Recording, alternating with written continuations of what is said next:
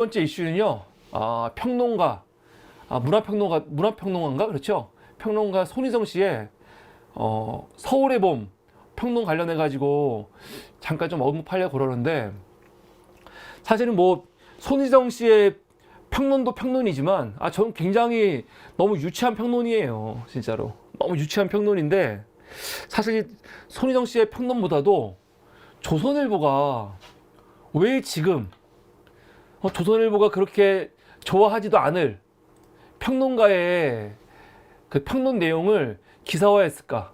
이게 참 신기해. 어저께 나온 기사입니다. 조선일보 평론가 손희정, 서울의 봄, 남자 많아 숨막혀. 영화계 남성 서사 과잉. 조선일보가 이걸 갑자기 왜 내보냈을까? 왜?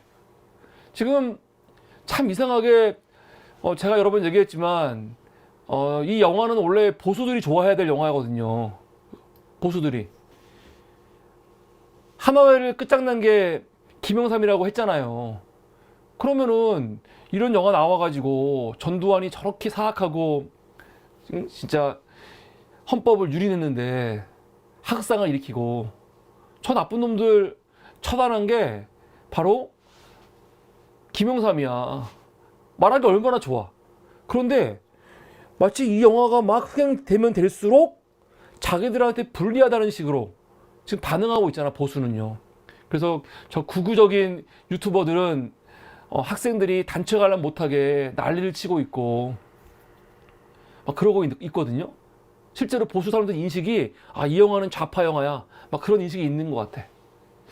그런데 조선일보도 전혀 어이가 없지만 이 손희정 평론가의 이 평론을 빌려 와가지고 그냥 서울의 봄을 흠집을 내고 싶어 하는 것 같아요. 그래서 이런 말도 안 되는 평론가의 글을 갖고 온 게 아닌가 생각이 들어요. 영화진흥위원회라고 있습니다. 영화진흥위원회에서 매월 그 한국 영화와 관련해 가지고 이 정보들을요, 그러니까 한마디로 뭐라고 해야 될까? 웹진이라고 해야 되나? 아마 이게 문서로는 안 나올 거예요. 웹진으로 만들어 가지고 매달 발간하는 게 있어요. 한국 영화 12호로 여기 써 있죠. 매월 그달 한국 영화 관련해 가지고 뭐 평론이라든가 아니면 여러 가지 내용들을 굉장히 재밌어요. 잘 담아 가지고 웹진으로 발행을 하는데, 요번에 발행된 내용 중에 내용이 많습니다. 그 중에 서울의 봄 내용이 있어요. yes or no. 평론가 2명을 붙여가지고 서로 이거 갖고 평론을 막 하면서 이 영화가 yes냐 no냐, 좋냐 나쁘냐 그렇게 질문하는 거예요. yes or no. 이 코너야, 코너. 요번 코너에는 한국 사회의 군사주의와 남성성을 고찰하는 서울의 봄이라는 제목으로 기획이 됐습니다. 사실은 난 이 기획한 사람들도 좀 문제가 있다는 생각이 들어요. 아니, 예를 들어서 이번 기획의 취지가 뭐냐면 손희정 씨 그리고 송영국 씨 두 평론가를 데리고, 손희정은 이 영화를 젠더 분석하라는 거예요. 젠더 분석. 여기 써있죠. 그리고 송영국은 이데올로기 분석 해갖고 서로 토론을 붙이는 건데, 사실은 기획 자체가 웃겨요. 이 영화는 젠더 분석할 영화는 아니죠. 젠더 분석이 나쁜 게 아니고, 우리는 요새 하도 젠더 갈등이 많고 뭐 정의당이라든가 저런 극단적 페미니스트들이 하도 난리를 치니까 그냥 이 페미니스트, 젠더라는 말만 나와도 막 짜증이 나지만 젠더라는 말 자체가 무슨 이상한 표현이 아니잖아요. 젠더는 뭡니까? 성별을 가리키는 용어잖아, 기본적으로. 그럼 젠더 분석이라는 건 뭐냐면요, 다른 게 아니에요. 우리가 보통 젠더라는 표현을 쓸 때 남성과 여성이 어떻게 다른지, 또 이런 차이가 우리 주변에서 어떻게 일어나는지, 그런 것들을 관점에서 영화를 보는 게 젠더 분석이에요. 젠더 분석.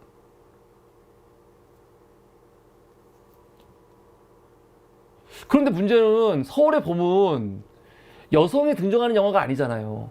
이게 무슨 차별이나 그런 의미가 아니고, 이 영화가 무슨 이 12.12 군사 쿠데타를 다루는 영화인데 한 9시간 정도 일어나는 일인데 거기서 여성이 등장할 거리가 뭐가 있어? 이거는 그냥 젠더 분석할 영화가 아니라고요. 그러니까 전혀 관계없는 영화를 가져와갖고 이 영화를 가지고 젠더 분석을 시키니까 이렇게 말도 안 되는 평론이 나오는 거죠. 관심 있는 분들 하나 읽어보세요. 전 여기서 손희정 씨가 한 이야기만 몇 개 가져와 볼게요. 너무 웃겨. 손희정 씨 뭐라고 하냐? 잘 만든 영화래요. 잘 만든 영화. 12.12 군사반란 나쁜 거 알았지만 거기서 사람이 죽었다는 거는 몰랐는데 영화를 통해서 12.12가 어떻게 진행이 되었고 사람이 죽었다는 걸 알게 됐다 하면서 이런 거 몰랐는데 아주 부정의한 군사 쿠데타라는 걸 알고 있었지만 사람이 죽었다는 건 몰랐다고 하더라 자기 친구가. 이런 관점에서 꽤 의미 있는 미디어 자료가 나왔다고 생각이 든다. 의미 있는 미디어 자료가 나왔대. 미디어 자료. 이것도 사실은 굉장히 감독이 들으면 기분 나빠할 만한 내용입니다. 사실은 좀 짜증이 나자. 이 말하는 게 저는요 이 사람 말하는 게 참 싸가지가 없구나 그런 느낌이 들었어. 근데 보면서 뭐라고 하냐? 다만 영화 보면서 숨이 막혔던 건 진짜 남자가 많다는 점이다. 비판이나 비아냥이보다 한국에 중년 남성 배우가 많고 한국 영화가 지금까지 쌓아온 역량이 중년 남성 배우들에게 응집돼 있다는 걸 느꼈다. 그래서 다소간 비판적인 시선으로 영화를 평가하게 된다. 근데 이 영화에 대한 모든 분석이 다 이래요. 거의 다 이래. 이 영화는 너무 남성주의 영화야. 너무 남성만 나와. 이러고 있어. 이거 맞습니까? 야, 이거는 무슨 열등의식이야. 영화 보면 숨이 막힌대. 왜? 남자가 너무 많아갖고. 아니 그러면 지금 12.12 군사 쿠데타 이야기를 나누는데 여기에 나오는 사람은 다 군인들이에요. 군인들의 이야기야. 군인들의 이야기를 다루고 있는데 그리고 우리나라 현실적으로 당시에 무슨 여군이 여기에 개입한 여지가 없잖아요. 근데 여기서 무슨 남성만 등장한다고 숨이 막힌다. 그러면 본인이 영화를 보지 말아야지. 나 진짜 웃겨 죽겠어. 그래서 뭐라고 하냐면은 맨 마지막 그러니까 이건 이제 김성수가 어떻게 이런 남성성을 영화에서 그리고 있는지를 막 그 전 영화부터 쭉 비교하면서 지금 이제 그 서울의 봄까지 얘기를 하는데 서울의 봄을 또 어떻게 비판하느냐? 엔딩이 기분 나빴대. 엔딩이 왜 기분 나쁘냐면 엔딩에서 군가를 쓰면서 마지막에 엔딩 그 군가 나오지 않습니까? 이 제목이 뭐였더라? 엔딩 군가가 전설을 간다. 저도 군대 있을 때 많이 부르던 노래인데 이 군가가 나오면서 서울의 봄을 민주화를 이뤄온 시민과 군인 간의 싸움, 군사주의에 대한 비판이 아닌 좋은 군인 이태신 vs 나쁜 군인 전두광의 싸움처럼 귀결시켜 버렸다는 안타까움이 든다. 아니 이게 왜 안타까워? 이게 왜 안타깝습니까? 아니 이거는 군인 영화예요. 12.12 쿠데타를 막으려고 했던 당시 이태신을 비롯한 이 소수의 군인들과 그 방관했던 사람들 그리고 전두환 같이 군사반란을 일으킨 사람들의 이야기거든요. 이 영화가 1987이 아니에요. 12.12를 막는데 시민사회라든가 시민들의 역할은 없어요. 당시 시민들이 이걸 어떻게 개입을 해. 여기에 시민이 들어올 여지는 없어요. 당연히 이 영화는 그 마지막이 당연히 시민 대 군인 간의 싸움으로 끝날 수가 없는 내용이에요. 물론 전두환 독재정권을 끝내버린 건 6월항쟁이죠. 시민들의 힘이야. 근데 그건 그거인 거고 이 영화는 전두환이 어떻게 권력을 잡았는지의 그 시작을 보여주는 거거든요. 그런데 왜 영화 마지막이 시민들의 승리로 끝나지 않았냐? 시민 대 군대. 군사주의에 대한 비판이 아니고 왜 좋은 군인 이태신 대 나쁜 군인 전두광 싸움처럼 마무리를 졌냐라고 비판을 해. 이게 비판 내용이 맞습니까? 야, 나 어떻게 이런 사람이 평론을 하지? 너무 기가 막혀. 그러면서 뭐라고 하냐면 김성수 감독도, 황정민, 정우성도, 그리고 수많은 중년 남성 배우들, 정혜인 배우까지도 농담 같은 표현이지만 한국 영화 장안에 한남 시네마틱 유니버스가 형성돼 있고 그에 대한 관객의 기대가 있다. 한남 시네마틱 유니버스. 지금 이 영화에 남자만 나오니까 이런 식으로 비아냥거리는 거죠. 그러면서 하는 말. 자기는 이 영화가 이 영화가 노래 마음에 안 든다는 거죠. 왜 마음에 안 드냐?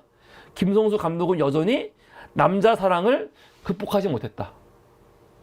왜 남자만 나오냐? 숨 막히게. 야, 이렇게 영화를 볼 수가 있구나. 이렇게 영화를. 그러니까 이 송혜정 씨 같은 경우는요, 정말 그냥 어떤 영화를 텍스트를 그대로 보고 그걸 분석하는 게 아니고 이미 머릿속에 답이 정해져 있는 거죠. 본인이 젠더 분석 반드시 어떻게 해서든 젠더 분석해야지. 페미니즘적인 거의 레디컬 페미니즘이죠. 이런 페미니즘 관점에서 이걸 보고 비판해야지. 그게 있으니까 이렇게 억지스러운 비평을 하는 거죠. 다양성이 부족하다는 거야, 영화에. 남자만 등장하니까 여성도 등장하고 다양하게 등장해서 다양성이 있어야 되는데 왜 다양성이 없냐? 한마디로 다양성 부족에 대한 과도한 집중인 거죠. 쓸데없는 집중. 이 영화는 여성이 등장하지 않아도 상관이 없는 영화예요. 그렇지 않습니까? 이 영화가 가지고 있는 특정한 역사적인 사건, 맥락이 있잖아요. 그렇기 때문에 영화가 다 담을 수 없는 제한이 있단 말이야. 특히 뭡니까? 왜 여자가 등장하지 않아? 그런 것들. 여성은 어떻게 여기서 등장을 해? 등장할 여지가 없어. 왜 시민사회가 등장 안 해? 여기에 무슨 시민이 등장을 해? 영화적 맥락의 중요성을 완전히 과소평가해버렸죠. 너무 웃긴 거야. 그리고 젠더 분석, 이런 걸 가지고 젠더 분석을 시키는 것도 웃기지만, 이 젠더, 이 젠더 분석이라는 틀로 본인의 모든 걸 결정해놓고 이게 단순하게 비교하는 거 너무 웃긴 거죠. 너무 웃긴 거야. 그러니까 막 이렇게 따지면요, 되게 좋은 영화인데 서프로제트라는 영화가 있어요. 서프로제트. 이 영화는 어떤 영화냐면 20세기 초에 영국에서 여성들이 참정권을 쟁취하기 위해서 투쟁하는 영화야. 투쟁하는 영화. 이 영화들은 여성들이 주로 등장하죠. 다 주인공이 다 여성이야. 주로 여성. 남성들은 뭐 경찰이라든가 아니면 나쁜 뭐 기업인들 이런 거거든요. 그럼 이런 영화 가지고 여기에 왜 남성들은 등장하지 않냐 이런 비판을 합니까? 이 영화에 그 맥락이 있는 거잖아요. 맥락이. 그럼 맥락이라든가 제한적인 배경을 아예 떠나버리고 말도 않게 서울에 보면 남자가 너무 많이 등장해. 숨이 막혀. 이게 너무 웃기잖아요. 너무 웃겨. 근데 더 중요한 거는 이런 내용을 조선일보가 왜 가져와갖고 이렇게 기사화할까? 쓸데없이. 저는 이게 다 이유가 있는 것 같아요. 진짜로 얘네들이 이런 페미니즘 관점, 이 페미니스트들의 어떻게 영화를 보는지 그런 거를 소개하는 게 목적이 아니고 어떻게 해서든지 영화를 한번 흠집을 내고 싶은 거지. 너무 가련해. 너무 가련하고 너무 불쌍해. 이거 참 불쌍한 것들이다 진짜. 한심해. 안타레스님 딱 좋은 얘기네요. 라이언 일병 구하긴 더하지. 여기도 남자만 나와, 여자가 안 나와. 그러네. 실제 그러네요, 진짜. 적당한 비유입니다, 진짜. 이런 영화 많지요. 아마 손희정이 서울에 봄 보고 숨 막혔으면은, 그래서 서울에 보면 여자들이 좀 나오거든요? 이순자, 잠깐 나오잖아. 그리고 이태신 부인 잠깐 나와요. 그리고 술집 여인들 나오거든. 근데 라이언 일병 구하기는 나오긴 나오지. 라이언 일병의 어머니 나오긴 나와. 그리고 전사자들 그 어머니가 가끔 나오긴 나오는데 라이언 일병 보면은 숨 막혀 죽겠네. 죽어. 웃겨 죽겠습니다. 예. 그러니까 지금 한국 보수가 얼마나 지금 다음 총선 앞두고 긴장하고 있는지, 얼마나 사소한 것에 목숨 걸고 있는지, 저것들이 얼마나 지금 서울의 봄 이 포비아, 서울의 봄 공포증에 시달리고 있는지 막 이게 보여요. 야, 명랑 또 흥행하면은 또 저것들 난리치겠네. 나 진짜 웃겨 죽겠어요, 어디가. 그래서 첫 번째 이슈는 그냥 지나가는 이슈로 너무 기가 막혀가지고 그냥 소개를 했습니다. 손희정 씨 평론도 너무 저질스럽고 웃기고, 이런 걸 또 기사화하는 조선일보도 너무 웃긴 거죠. 예. 이게 오늘 첫 번째 이슈였습니다.